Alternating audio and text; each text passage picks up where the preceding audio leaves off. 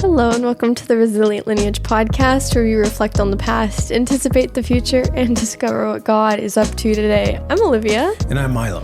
And we, I thought we wouldn't do a series after we just finished our series, but here we are with the series. Doing another one. Warrior mindset. Yeah. Part 1. Okay, so break this down. The backstory behind this. So Yeah. I'm in the Navy, and there's a training we do called Warrior Toughness. Mm-hmm. And first when I heard about it, I was like, okay, I don't know. It didn't make you feel like Rambo? No, Like, if anything, I think there was this impression I had that was, if you have to teach somebody how to be a tough warrior, then I don't know, can toughness be taught? Is it, like, I didn't know. And I went through the training, and then I took that training, the lessons I learned, and I started employing them in some of the training that I was doing I was on a ship at the time at the command I was at. And I saw like some things kind of click for people, like things they hadn't thought about before click over. So I'm on this ship and I'm kind of rolling out this training. And then I got a phone call from the detailer that said, hey, we want to send you to be the Warrior Toughness trainer for the East Coast, which I didn't anticipate coming. I didn't really know a lot about the program as a whole. Yeah. So anyway, I stepped into it, and I did that training for a year. And then recently I'm at a new command now. I'm doing a bunch of stuff there, and I got to thinking, I thought, we do this warrior toughness training, and there's a lot of parallels to the Christian life with this. And I think, so what I want to do is, and if you're listening because you've been exposed to this training, what I want to do is, the training I'm offering folks, I want to say like, hey, if you want to go check out our podcast, you can view this material, but through a Christian lens. Because I think as believers, there should be a mindset that we have that is different because of the work that Christ is doing within us, and because our understanding of God and this world and humanity and the evil one, which we're going to talk about in a bit. Like, there's a mentality we have that is, this kind of naturally plays towards. And so that's the motivating factor behind all of this, is that there's this isn't just sort of a, like, I want to see believers really kind of go, okay, I can integrate this stuff into my life in powerful ways. Yeah, that's good. So we're just gonna kind of dive in, yeah? Yeah, I say we're just gonna dive in. We're creating lots of lists. We are. So if you need help, like you need to see something, like, I'm a visual learner, so go check out the podcast notes, the show notes. The show notes are gonna have all the lists that we're talking about, and you'll be able to so like, use those for if you're like listening, you don't know how to take these notes, they're already done for you. Okay, so first question I ask is, are you a warrior? Like, when you hear that question. Well, no, okay, let's be real. Yeah. You asked me the question in the Rex Kwon voice. Are you a warrior? Right. And I'm like, I feel like I'm Kip. Like, yeah, I am. I'm in my sweats. I'll pull up in my muscle t-shirt. Like, I can look the part, but not really. So yeah, we're gonna kind of go into like biblical truths of like what makes you a warrior. Yeah, well, and that's a question I'd even ask our audiences. Do you view if you're a believer, you walk with Jesus, or you're in the Navy or the Army or Marine Corps, if you're in the armed services, like, do you think of yourself through that lens, that I am someone who wages war? And I think as believers, whether our country is at war or not, that's a different matter. But I think as believers, there's a way we need to be kind of understanding this world and our responsibility to it that I think is valuable. Yeah. Sounds good. What are you snickering at? It's just, I don't know why I'm thinking of like Infinity War. Like, yeah, that's what we're going to be. Infinity War. Like, like when they're all coming together. Oh, like, and they all have like their different element, and it's like, oh my gosh, look, it's you. We needed you. Yeah. Right. and then I'm like sitting Like in my living room in my Birkenstocks. Some So sort of cheesy. We Right. are the body of Christ, many members, but one. no, literally one team. Go team.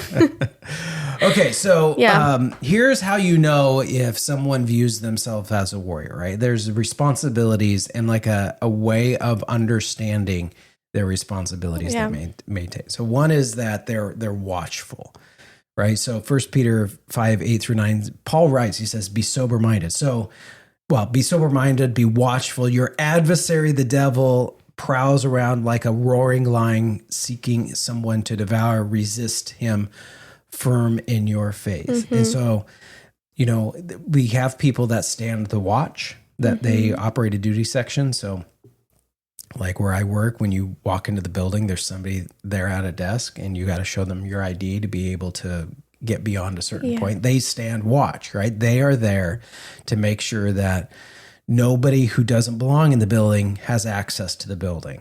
And, I've been in places where, the aft of a ship, the back of a ship, where you have a sailor who's just for 3 hours a day looking out the back of a ship. And they're standing watch and they're looking for different, could be surface objects. It could be if anybody jumps overboard. It could be marine life. There's all of these different things that they're standing watch for. And the idea is, when you step into that role, there's the responsibilities that come with somebody who stands a responsible watch. And so I think, as believers, I think we should be mindful of that, that every day we need to be on watch. Okay, so a warrior views themselves as somebody who stands the watch. Yeah. Okay. Second is well armed. Ephesians 6:11-13 says, "Put on the whole armor of God, that you may be able to stand against the schemes of the devil. For we do not wrestle against flesh and blood, but against rulers, against authorities, against cosmic powers over this present darkness, against the spiritual forces of the evil in the heavenly places. Therefore, take up the whole armor of God, that you may be able to withstand in the evil day, and having done all, to stand firm." Dope. I think that, because it didn't get into, like, you got the belt of truth and the breastplate of righteousness and the feet, the shoes of, I shouldn't have, like, gone down this hole. I was like, feet shod with the gospel of peace. Right. Shield of faith, sword of the spirit, helmet of salvation. I should have known the sword of the spirit. Well, but I mean, you're like, that's later on in this passage. This idea that we've been well, or like when I checked into my command, this recently command, I was given a flak jacket and helmet and different armor. So that if for whatever reason I got to go out and do something, I have all my gear already issued to me. They don't issue it to you when you need it. They issue it to you before you need it. Yeah. Which I think is important, right? So if you talk to anybody who's in the armed services and they are in a place where they could be sent into a kinetic environment, they have been issued gear before they need that gear. And as believers, we've been issued gear before we see the relevance of that gear. Right. So, yeah. Okay. Third, we are armed to fight. 1 Timothy 6:12 says, "Fight the good fight of faith. Take hold of the eternal life that is which you..." Okay, you butchered that. Fight the good fight of faith. Take hold of the eternal life to which you were called, and about which you made the good confession in the presence of many witnesses. What he said. I was thinking about this passage in the other passage in Hebrews, which says we are surrounded by such a great cloud of witnesses.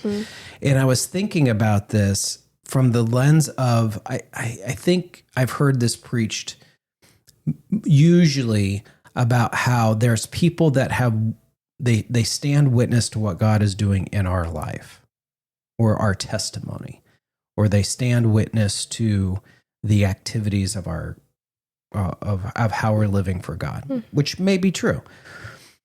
But I think that puts us too much at the center. I think it's more of these are people who have witnessed God's faithfulness amidst the fight. Do you know what I Yeah. mean? That so if I'm surrounded by so great a cloud of witnesses, it's not that they're witnessing me, it's that they have witnessed in the past and they are witnessing in the present God's prevailing faithfulness to those that are in the fight. Does that make sense? And so, we aren't just like, we don't just stand to watch, and we don't just get armed, and we don't just like, we're armed to fight. Like we've been given these things because the idea is you're going to get into the fray. You're going to do something that's violent. Yeah. Now, by violent, we don't mean physical violence necessarily. In this particular context, of course, if our nation calls us to go to war, that's something different. But we're talking about a type of violence that is for the purposes of defeating the evil one, which, like I said, we're going to get into in a bit. Okay, so we're armed to fight, and then we're armed to destroy. Yeah, 2 Corinthians 10:3-5 says, "For though we walk in the flesh, we are not waging war according to the flesh. For the weapons of our warfare are not of the flesh, but of divine power to destroy strongholds. We destroy arguments and every lofty opinion raised against the knowledge of God, and take every thought captive to obey Christ." And I think we can tend to lose that side.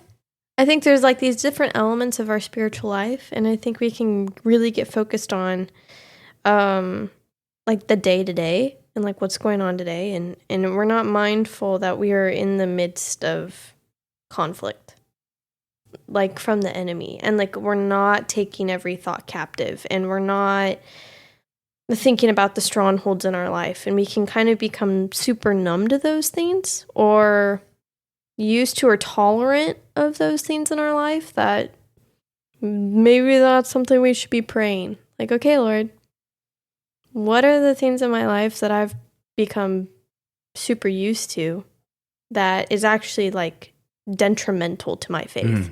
That it is keeping me from being the warrior you have made me to be. Because God has made each and every one of us in a position for us to fight the good fight. And if we're not fighting, then well, and I would say if you're not fighting, then you're settling, right? That you're allowing the enemy to occupy space the Lord has called you to. The passage says here, we have divine power to destroy the strongholds, right? The strongholds of the evil one. And a stronghold it's when an enemy takes a position in land that doesn't, belong to them for the purposes of resisting the forces that would come against it. And God's like, hey, no, your job is to take that territory away from the enemy, where there's these strongholds that serve as kind of choke points for gaining access to the life that God has for us, or the life that God has for others. Okay, we're authoritative. Yeah. James 4:7, submit yourselves therefore to God, resist the devil, and he will flee from you. Promised by God. We have authority. Yeah. Which is important when you think of in a warrior mindset. How much authority do you have? And I, again, within the, what we've been talking about, okay, there's a watch I'm supposed to stand. I'm supposed to be well armed. I'm armed to fight, and I'm armed to destroy. Okay, well, what authority do I have? By what authority do I wield that power? By what authority and when it's the authority that Christ has given you, not for your benefit, right, but for his glory, right? Now, you will benefit from that, but that's not the primary objective. Right. The primary objective is that God would be glorified and that his kingdom would be established. And then lastly, is victorious. Romans 8:37 says, "No, in all these things we are more than conquerors through him who loved us." So beautiful. We read these things, we're like, yeah. And then we go about our day, I think that's true, right? That it's we're more than conquerors. Oh, that's great. Or it's in a worship song. I don't know where it's at. I've sung it. Yeah. Yeah. It's a line. It's a line somewhere. How much of us go through our day or end our day going to bed thinking, today I conquered? Yeah. Usually I go to bed thinking about all the things I got to get done tomorrow. because there wasn't as much I got done today as I was hoping to. Do you know what I mean? And so I think there's value in sort of stepping back and reflecting and thinking through, okay, how was their victory? Yeah. The Lord provided victory today. The Lord provided victory over temptation. The Lord provided victory when maybe I wanted to be dismissive and I demonstrated kindness. The Lord provided victory when I, practiced self-restraint, when I could have had the opportunity to indulge in something.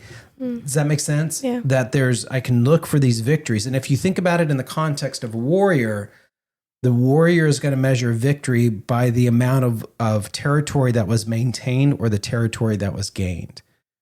Does that make sense? Yeah. So when the enemy came against, we stood our ground, or there was ground taken away from the enemy. That's victory. Victory isn't, well, we tried hard, but we lost. That's not victory. Right. Victory is we overcame. Okay, so just to recap, good. Are you a warrior? So here's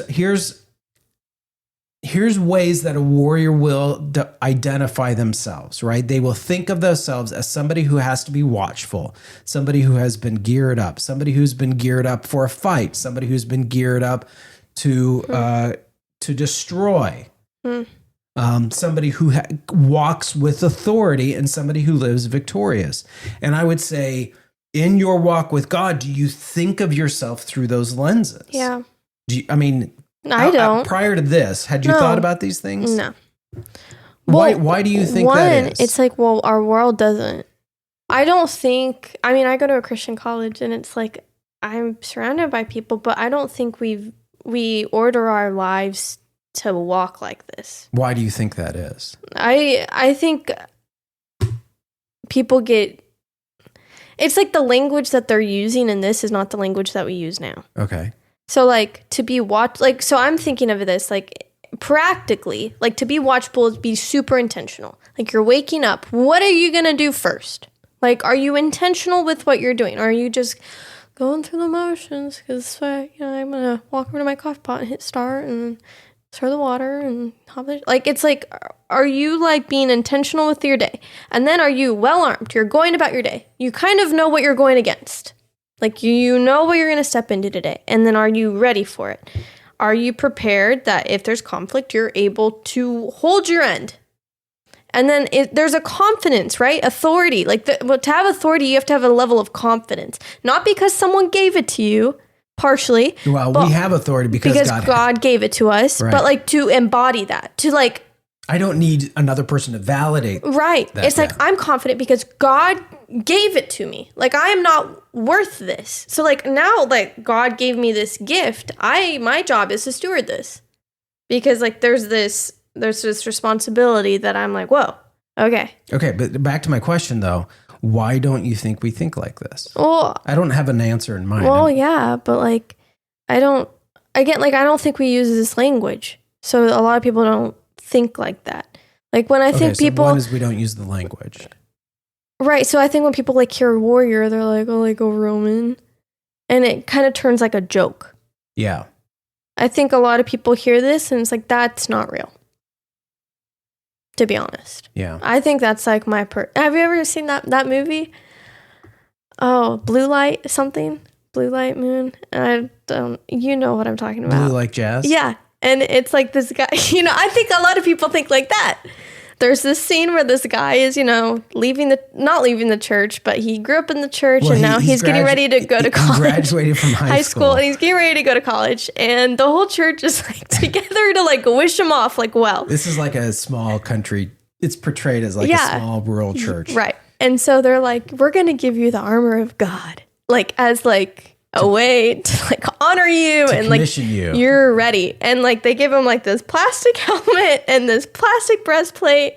And you're watching this, you're like, that's funny. Like, that's a joke. But like like I think a lot of Christians have that view of like, and this is really what it's hokey. Yeah. Yeah. Yeah.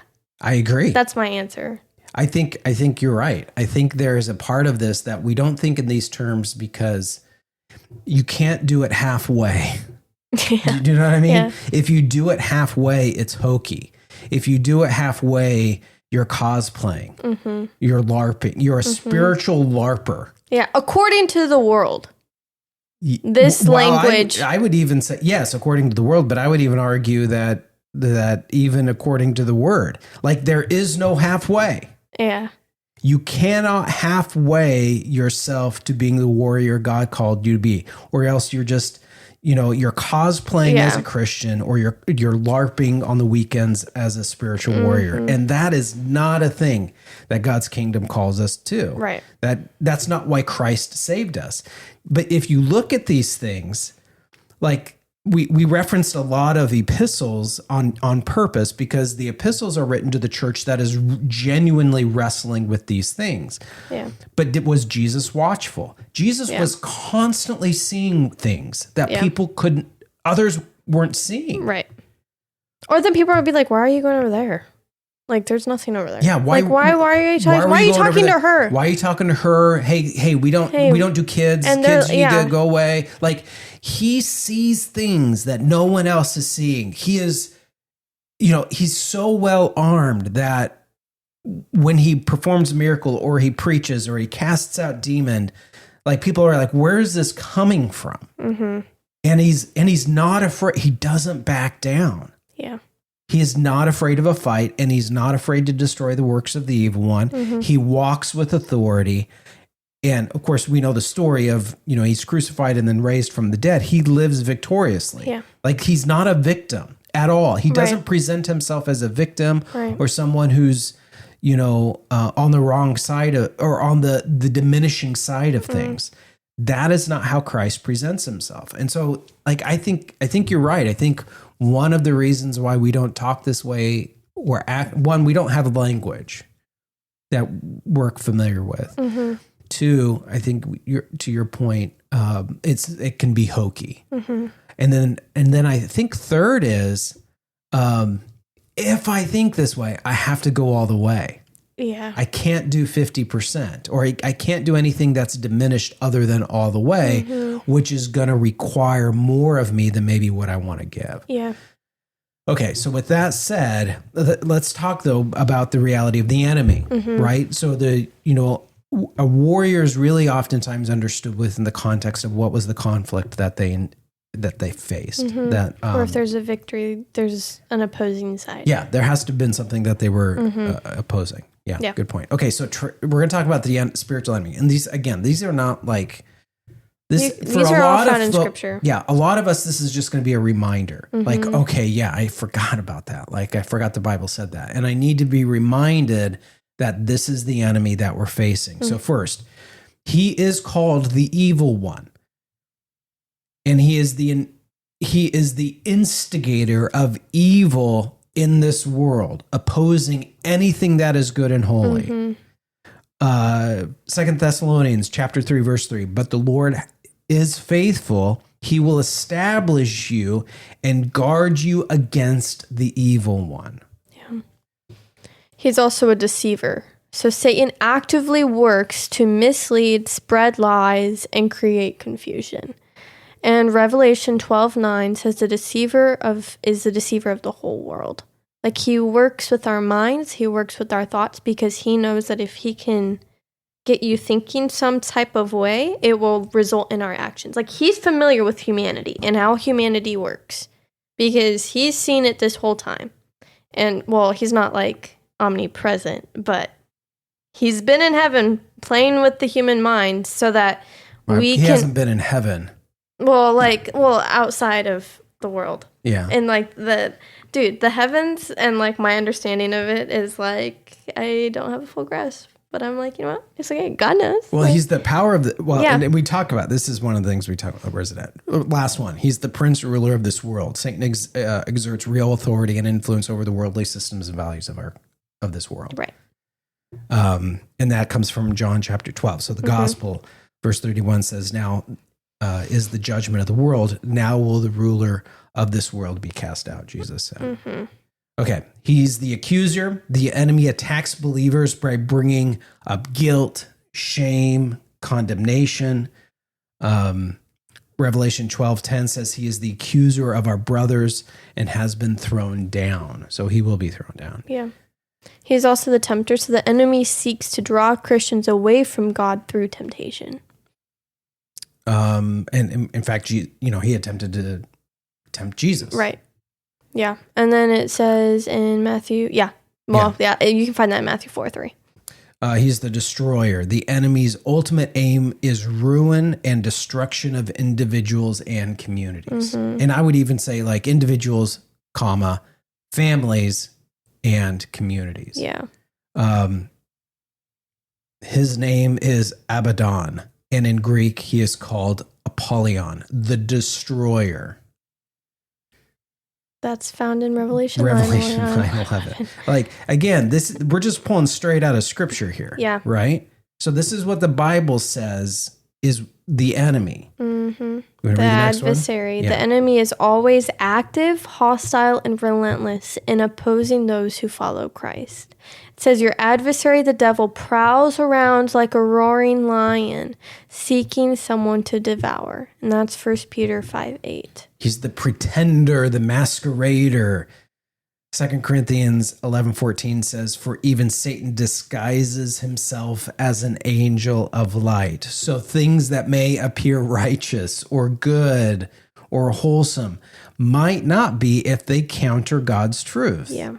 Well, they aren't if they counter God's truth. Mm-hmm. That's the evil one, pretending to be something he's not. Okay, so the reason why I like wanted to walk through these is because I was sitting in a training. This was at a seminary.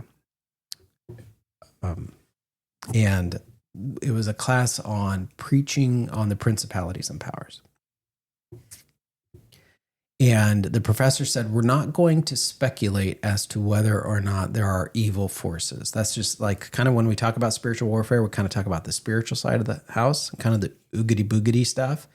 And then on the other side of the house is where we talk about unjust systems and systematic injustice. And we talk about institutions that are unjust, and we talk about that kind of stuff, which has like real world implications.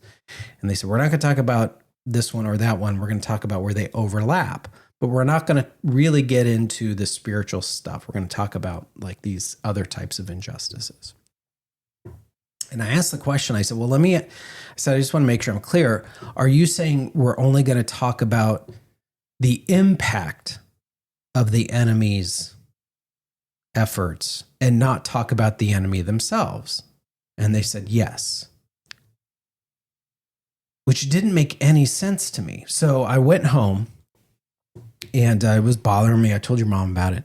And then the next day, there was a group of friends that were getting together for one of our friends their little girl was having like her 4th birthday party or something like that. So we went to it, right? And so there's all these little kids running around. And then you have this conversation. Yeah. Oh, yeah, right. Mm-hmm. It's like, oh, yeah, you turned 4.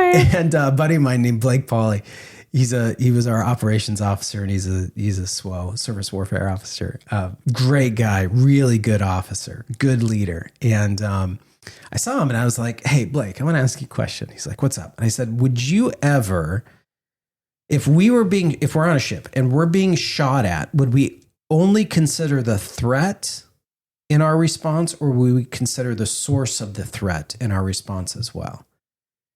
And he said, yeah, you'd have to consider the source, because the source is going to shape how you respond.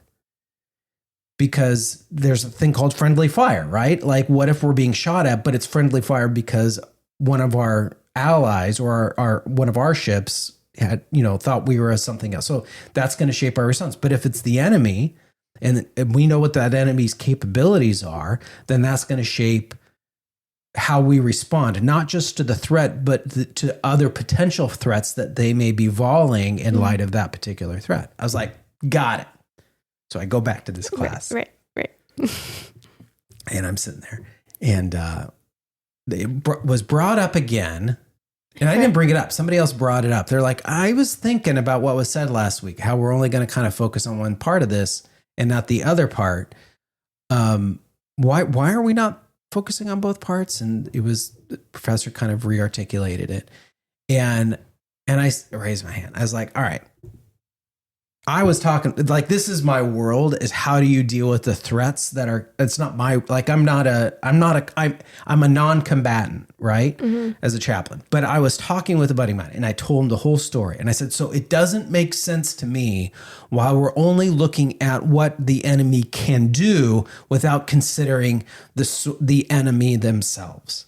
Yeah. Like, we need to have a way of understanding both. And the look I got was very much like, we're not going to go there. Stop bringing it up.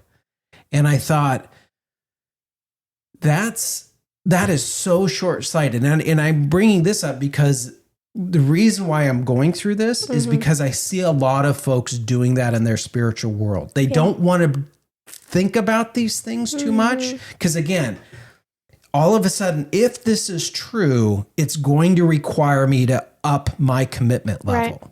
Does that make sense? Which I think is funny, because if the enemy is always on his prowl and always like active, like it literally says in one of the verses, like he is an active being that like seeks to like dismantle the Christian life. It's like, but if we're not seeking that hard about like after God and following like God, then we're going to be super receptive to what the enemy is doing. Yeah. And we're going to like allow it. Yeah. And then we're only going to focus on the little bullets that we're getting. We're like, oh my gosh, like. I mean, one way to think about this is, those of you that watch or listen to this episode that are in the armed services, you can appreciate this, right? We exist because there are enemies against our country. Like, so for us to not have that part of our framework and how we approach the work we do is to be negligent in our responsibilities. And in a similar manner, I think as Christians, for us not to have this factored, I'm not saying it should consume us. I'm not saying that any of this should generate any sort of fear. I'm not saying we should let the enemy occupy any, real estate in our mind more than what is required for us to ensure victory, right? The victory is ours, and we operate under the authority that Christ has given us. And we've been well armed, and we stand our watch that when we see a threat, we engage in the fight and we engage to destroy the works of the devil, right? That's got it. Okay. Yep. That's what we're prepared to do. But I wonder, for a lot of folks, like, just their mind is not in that place. And as a result, and I don't want to be demeaning, but how many people are engaged in spiritual LARPing? That their Christian life is, they're running around with plastic swords. And the Lord's going like, this is not, you'll lose. The reason why you don't have sustained victory in your life is because you're not even being mindful of the threat that's actually out there trying to take you out. Okay, so I don't want to go down too many rabbit holes because I could do that. Okay, so here are some consequences of not seeing myself. And we're going somewhere with all of this, right? Yes. So this is going to be, I think, a 5-part series. Yeah. So hold on. Yeah. So there's consequences of not seeing myself as a warrior or not identifying the enemy. So consequence number 1, I become vulnerable to spiritual attacks. Without a warrior mindset, Christians are less prepared for spiritual warfare, making them more susceptible to distraction, temptation, and defeat from these spiritual forces. Complacency will lead to spiritual casualties. It will lead to a loss of purpose, a loss of peace, and even faith among oneself and those influenced by their example. Okay, next one. Next one. Underformed qualities needed for victory. So the process of becoming a warrior develops critical traits such as discipline, humility, vigilance, and endurance. So forfeiting this path means spiritual stagnation. So perpetual immaturity and struggling to maintain faithfulness. 3, and then we'll talk about this. Missed opportunities and power. Not embracing this identity means missing out on the strength, confidence, and authority given by God for protection, deliverance, and victory over challenges. A passive or defeated attitude forfeits the spiritual growth, maturity, and impact that can come from actively engaging in God's spiritual battle. For neglected kingdom responsibility and diminished kingdom impact. So without a warrior's outlook, Christians may neglect their responsibility to protect, serve, and intercede for others, failing to advance the kingdom of God or defend against injustice. So the silence or inaction in the face of the evil is itself a form of compromise. Warriors are called to actively resist darkness and support God's truth. I hope you guys are encouraged. So there's a cost, right? There's a cost, there's a consequence to not doing these things. Mm-hmm. Do you see this happening? Yeah. So vulnerable to what is the cost? Just real quick to recap. What is the cost or consequence of not seeing these things? You're vulnerable to spiritual attacks. There's underformed qualities needed for victory. There's missed opportunities and missed power. There's neglected kingdom responsibility and as a result, neglected or diminished kingdom impact. So what do you think these look like today? I think this looks like probably a lot of people that I see claiming to be Christians because I see them making a series of choices or not making certain decisions, and they open themselves up to spiritual attack because, for example, they're not standing the watch. They're not mindful that there's an enemy out there who's wanting to devour them. I see folks, and even in my own life, right? There's always areas that I need to improve in things. Like I can see like, oh man, if I really press into this, that means I'm going to have to grow and become more disciplined in this area, which is going to be hard and it's going to expose my weaknesses. So I'd rather just sort of stay over here in my sweet spot where I'm comfortable. And so, I think again, I think there can be this mentality of if I don't view myself as that, then I don't have to step up to the responsibilities of it. Yeah. But this isn't an opt-in. Yeah. Like there's no like, oh, hey, I'm a Christian, but I'm not going to check the warrior box. I'm going to do the the basic package, the basic edition. Like I just kind of want that. I'll let the like super intense premium edition folks get the warrior package, but I'm not signing up for that. Right. You don't get it. There is no sign up. Right. If you follow Christ, this is what you're signing up for. Yeah. Why do you think? How do you see this? I guess just like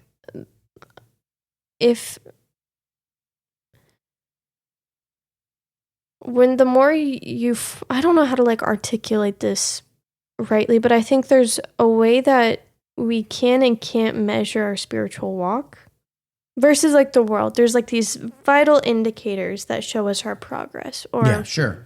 And so I think when it comes to our spiritual life, it's like just between you and God, and like the devil's kind of knows where you're at. It's hard to put metrics. Yeah. So I think when we don't see that or we don't hear people talking about it, it's easily neglected. So I think when things are easily neglected, then you're vulnerable to spiritual attack. You're not knowing. Either you think you're formed and you have qualities for victory, but you're not doing anything with them. You're just letting dust get on them and they're rusting.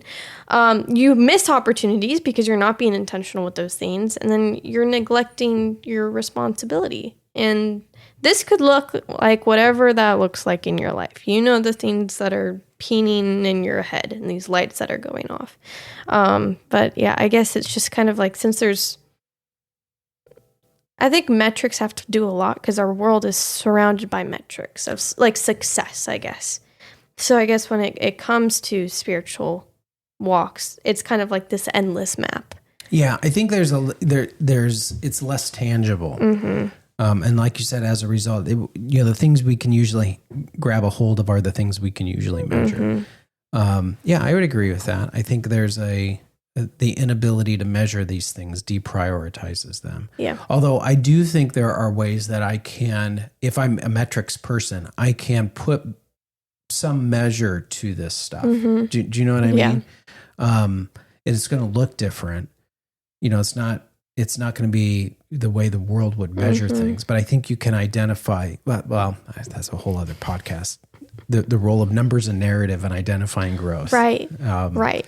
So. Yeah. Okay. Right. Because that's a whole thing I have. Okay. So when we talk about the warrior mindset, what are we talking about? The warrior mindset is centered within this Christian context. So again, some of you may be listening to this because you heard the training on the advanced warrior toughness and you got connected with this Christian, evangelical Christian biblical perspective. Okay.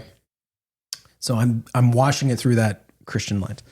The warrior mindset is centered on Jesus and looks to him as the source of transformation through grace, not transformation through my hard work. Right. Transformation through his grace. It employs a systematic approach to living that promotes growth and perseverance, especially through adversity. So the next 4 episodes, we're going to walk through what these 4 things are. Now, if you go back to, I think it's like episode 48, you and I did this actually last year. Probably. We went through the warrior mindset to sort of evaluate our podcast, but I kind of lightly touched it. So this, we're doing a much deeper dive of going, okay, how do I structure my life in a manner spiritually, and which then bleeds into physically and mentally? How do I structure my life in a manner that allows me to be able to be the warrior God's called me to be? Right. Whether that's because I put on the uniform of my country, or because I've got little kids running around the house and I want to, I want to raise them right and protect them from the evil one and have an impact for God's kingdom on their lives as I should, or because I'm a single person who's trying to evaluate, like, who am I going to marry? And, what am I going to do for a living and job? Like, okay, how do we first and foremost have this sort of mentality in place so that we can step into all of those domains appropriately? So the 4 stages that we're going to end up talking about. Is commit, prepare, execute, and reflect.